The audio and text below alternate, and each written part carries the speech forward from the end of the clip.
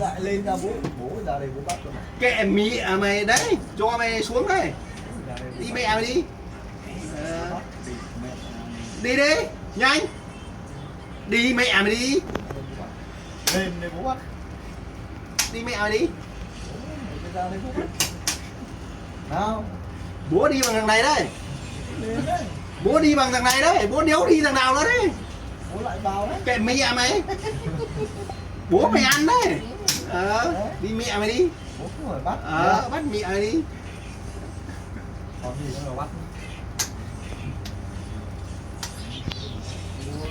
Đi mẹ mày đi. Nhanh. Đi mẹ mày. Đấy. Bố mày đây đấy. Đi mẹ mày đi. Bố mày ăn thằng này đấy. Đi mẹ mày. Từ từ kìa. Nhanh. Chưa. Đi